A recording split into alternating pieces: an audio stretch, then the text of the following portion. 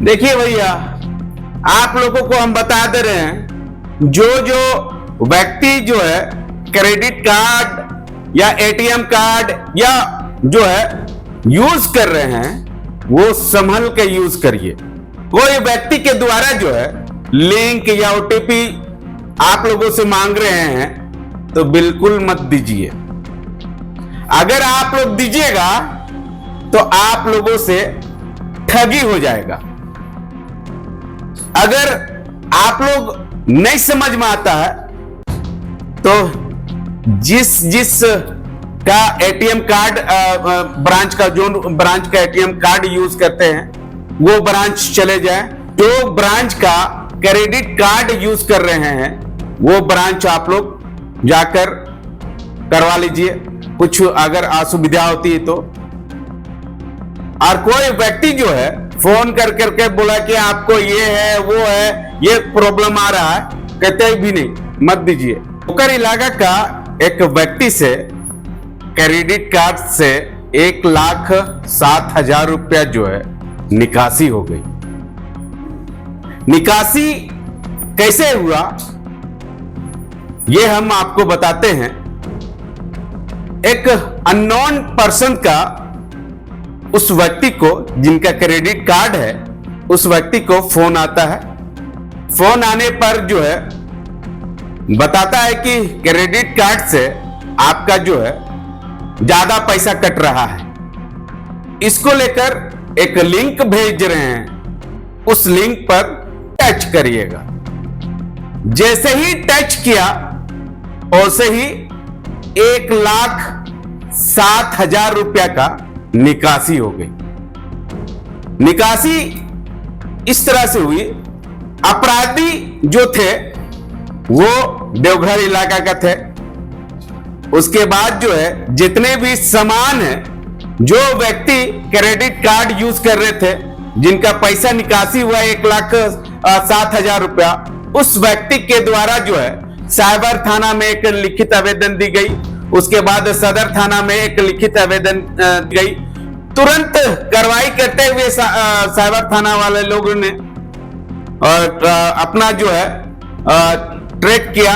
Track करने के बाद जो है मालूम चला जो कि देवघर इलाका से निकासी हुई है। तुरंत कार्रवाई करते हुए देवघर पहुंचे। देवघर पहुंचने के बाद जो है छानबीन की गई और छानबीन के दौरान जो है जिस व्यक्ति के द्वारा ठगने का काम किया गया था, के बाद जो है उनसे लगातार कड़ी से पूछताछ के दौरान जो है जिस जगह से मतलब सामान लिए थे, टीवी फ्रिज या कुछ भी लिए थे, उस जगह पर उन लोग पहुंचे। उसके बाद जो है सारा सामान साइबर थाना जो है वो जब्त किए हैं। उसके बाद बताया जा रहा है कि शायद जो है डिलीवरी बॉय जो है इस पूरे मामले में संलिप्त है। एसएसपी चंदन कुमार सिन्हा ने प्रेस वार्ता करके कह रहे हैं, सुनिए। बोकारो एरिया का एक व्यक्ति था जिसके पास एक अननोन पर्सन का कॉल आया, नॉर्मल कॉल आया, और उसे कहा गया कि क्रेडिट कार्ड में आपका जो चार्जेज है ज़्यादा कट रहा है और उसको करेक्ट कराने के लिए आपको हम एक लिंक भेज रहे हैं। और उधर से लिंक भेजा गया, जिस लिंक को जब से डाउनलोड किया तो अराउंड 1,07,000 रुपया इसका अकाउंट से निकल गया, डेबिट हो गया। इसकी सूचना इन्होंने पुलिस को दी और साइबर थाने ने त्वरित अनुसंधान आरंभ किया। और आरंभ करने के बाद जो हम लोग को इन्वेस्टिगेशन का जो क्लू मिला, उस क्लू के आधार पर वो देवघर में जाकर एक्यूज को अरेस्ट किए हैं। उस क्रेडिट कार्ड के थ्रू जो परचेज हुआ था, फ्रिज और वगैरह, वो सब भी जब्त हो गया है। वहाँ पर केवल एक मोबाइल बचा है जब्ती के लिए। इसके अलावा जो क्रिमिनल है वो अरेस्ट हुआ है और ये within no time cyber police ने जो है इसको इन्वेस्टिगेट करके अरेस्ट किया। और इसमें एक विशेष बात यह है कि जिस अमेजन का जो अकाउंट था उसको हैक किया उन लोगों ने एपीके के थ्रू, तो जो डिलीवरी बॉय है वह भी मिला हुआ है, इसलिए कि डिलीवरी बॉय ने जो है जो सामान डिलीवर हो गया उसका डाटा उसने अपडेट नहीं किया, वो अभी तक पेंडिंग दिखा रहा था। इट मीन्स जो साइबर क्रिमिनल थे वो उसके भी कॉन्टैक्ट में थे। इसके अलावा हम लोग जो है बैंक या क्रेडिट कार्ड प्रोवाइडर एजेंसी से भी ये इस बिंदु पर इंटरनल इंक्वायरी कराएंगे कि भाई ये कैसे उस साइबर क्रिमिनल को नंबर मिल जाता है कि किसके पास क्रेडिट कार्ड है। ये पॉइंट ऑफ इन्वेस्टिगेशन है जो हम लोग बैंक से रिक्वेस्ट करेंगे कि क्यों ऐसा हो रहा है, ये डाटा कहाँ से लीक कर रहा है, ये भी इन्वेस्टिगेशन का बिंदु रहेगा। टोटल अरेस्ट जो हुए हैं अभी एक एक्यूट अरेस्ट हुआ जो इसमें इन्वॉल्व था। सर कोई गिरोह काम कर रहा है?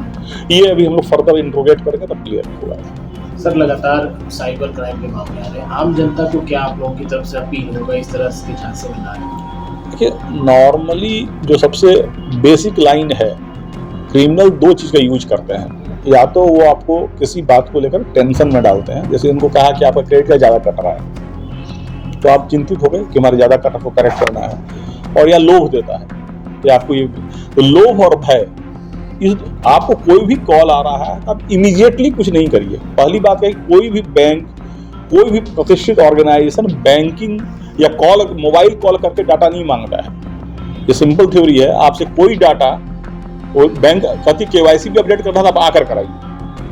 तो जब मोबाइल फोन से आपसे कोई डाटा मांगा जाए, कोई नंबर मांगा जाए, तो उसको किसी भी हालत में नहीं देना है। और कभी ये प्रेशर में नहीं आना कि हमारे सर्विसेज बंद हो जाएंगी, ये हो जाएंगी।